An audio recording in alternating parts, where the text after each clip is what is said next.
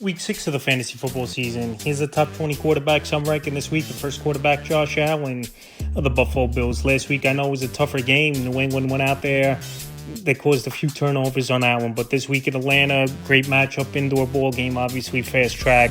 I think Allen and this Bill team bounces back. Number 2, Patrick Mahomes of the Kansas City Chiefs. So Patrick Mahomes, he's been back to form this season with this Kansas City Chiefs team. After the last couple of years, he's had down years in terms of fantasy football and putting up stats. So even with a depleted receiving corp a majority of the season, and we know Week 7, Rashee Rice is going to be back in the lineup, it looks good for Mahomes for the remainder of the season. This week, even in a tougher matchup versus a good Detroit defense, we know this is going to be a high-scoring game. I think Mahomes once again goes out there and he does what he's been doing. Number 3, Jalen Hurts of the Philadelphia Eagles. Jalen Hurts, a lot of people getting on him, obviously, where he's not throwing the football a whole lot. But in terms of fantasy football, still having a solid season is Jalen Hurts. I know him and A.J. Brown have to get on the right track and the same page. And this week of the New York Giants, Hurts and Brown get it going. Giants secondary isn't great. Jalen Hurts, he's starting to throw the football a little bit more over the last couple weeks. And we know Thursday night games usually high scoring as well. Number 4, Jayden Daniels of the Washington Commanders. Daniels returned to the lineup last week and he looked all right in that ball game. A late touchdown to seal the game in the fourth quarter made his day for Jayden Daniels, or it would have been a down ball game. So this week, Monday night, Washington back home, and the Chicago Bears are coming in where their defense isn't all that great and give up a lot of yards to quarterbacks. Number 5, Baker Mayfield of the Tampa Bay Buccaneers. So even with the injuries in this offensive linemen have been down. Obviously, Bucky Irvin missed a game last week, going to miss another one this week, most likely on Mike Evans. Mayfield, he's going out there and he's putting up numbers for this Tampa Bay Buck team and fantasy owners. And Emeka Egbuka, already one of the better receivers in the league. And Chris Godwin, when he gets really back to almost 100%, where he's playing through at 60-70% right now, this offense and Baker Mayfield numbers will go up even more, I believe. And this week in a matchup versus leaky secondary of the Niners, I like Baker as a top 5 option. Number 6, Drake May of the New England Patriots. So Drake May, I know last week wasn't a great game, but he made the throws when he needed to help this New England Patriot team beat the Bills in the upset victory in Week 5. And now Stephon Diggs, he looks pretty healthy the last couple weeks. 2 games in a row, over 100 yards. We know Diggs, he's been the number 1 receiver everywhere he's been for the most part in his NFL career, besides last season in Houston, where he was number 2 behind Nico Collins. And this week on the fast track, indoors in the New Orleans defense that can't stop anyone, I think May goes out there again and has a good game this week. Number 7, Justin Herbert of the Los Angeles Chargers. So now, obviously, with the injury to Omari and Hampton, I think they're going to go back to passing the football a whole lot like we saw the first couple weeks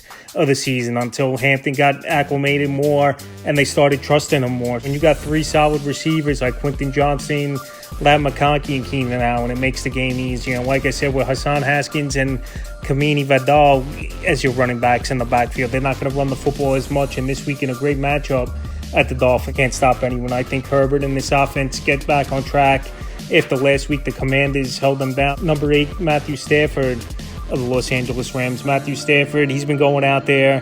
He's been putting up big numbers. And anytime you got 2 great receivers like Puka Nacua and Devontae Adams, and we've even seen Kyren Williams out of the backfield last week catch some passes and put up a ball game, it's going to be easy for you. And this week it's a great matchup with a depleted Baltimore Raven defense where they give up a lot of yards and a lot of touchdowns. And we even saw a struggling Houston Texan offense put up over 40 points last week versus this Raven defense. So Stafford this week, it could be a big ball game for him. Number 9, Jordan Love of the Green Bay Packers. Jordan Love this week, a great matchup versus Cincinnati Bengals, a defense that can't stop anyone. And with Joe Flacco in their quarterback, obviously he's only got a few days to pick up the playbook. So this could be some quick 3-and-outs for the Cincinnati Bengal team where this Green Bay Packer offense gets more possession. So after a bye week, after he had a big game over 300 yards and 3 touchdowns in Week 4 at the Dallas Cowboys, I think Love goes out there this week in a great matchup versus the Bengals and has another big game. Number 10, Dak Prescott of the Dallas Cowboys. Dak Prescott, one of the better quarterbacks in the league so far in the first 5 weeks of the season. So Prescott last week at the New York Jets went out there, had a monster game, 3 touchdowns, over 300 yards in that ball game for him. And this week, a good matchup once again at the Carolina Panthers, a defense that really can't stop anyone. So I think Dak and this Cowboy team, weekly they're going to put the points up. It's just about the defense going out there and making stops. But in terms of fantasy football every week, he's in that top 10, 12 conversation. Number 11, Caleb Williams of the Chicago Bears. So far, Caleb Williams, he's been good fantasy football-wise this season. But real life, still inaccurate, still holding on to the football too long, and still overthrowing his wide receivers. But Caleb, every week, 20 or more fantasy points. It's been for him so far this season. And this week, a tougher matchup at Washington. Their defense last week went into Los Angeles and shut down Justin Herbert and the Chargers offense. But Caleb, like I said, he finds ways to put fantasy points on the board. I know some of it this season's been in garbage time for points, and he's got him and Rome Odunze, a locked-in number 12 Bo Nix of the Denver Broncos. So this week, a great matchup in London versus the New York Jets for Bo Nix and this Denver Bronco team. So the last couple weeks, Nix is getting back to what he was last season. The first few weeks of the season, I think a lot of too much out of the pocket and throwing on the run, where he was throwing some bad passes across the field and across his body, which obviously is never a good thing, and throwing interceptions. So this week versus the New York Jets, a defense that doesn't even have a turnover this season, caused an 0-5 on the season. I think Nix and this Bronco team in London take care of business. Number 13, Daniel Jones of the Indianapolis Colts. Daniel Jones, he's turned this whole franchise around in a short time. 4-1 on the season is this Indianapolis Colts team. Daniel Jones, he's connecting with Michael Pittman, Tyler Warren, Taylor doing his thing in the backfield. And Jones weekly 18-23 fantasy point range, it's been for him. So this week with a good matchup versus the Arizona Cardinals, a defense that on the road doesn't translate what they do at home. I think he could go out there once again, have a good game. Number 14, Justin Fields of the New York Jets. So maybe I'm a little lower on Fields than consensus. I know the last few weeks he's had over 25 fantasy points in both games as Justin Fields, but both of those games in Miami in Week 4 and Week 5 versus the Cowboys in the fourth quarter garbage time is where he got his points. Where teams, if they're up big, obviously, they play prevent and try to keep everything in front of them, where Fields and this offense got yards. But this week, a tougher matchup versus the Denver Broncos, a good defense, obviously.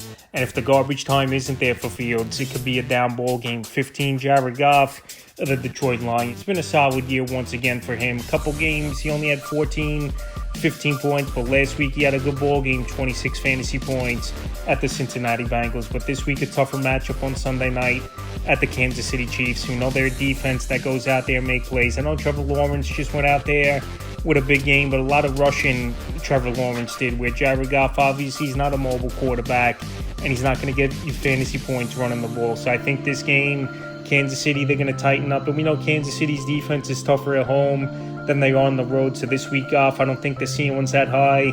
And that 15, 20-point range at most, I could see him getting. 16, Sam Darnold of the Seattle Seahawks. So Sam Darnold, he's picked up where he left off for the majority of last season this year with his new team in the Seattle Seahawks. So Darnold's locked in with Jackson Smith and the Jigba.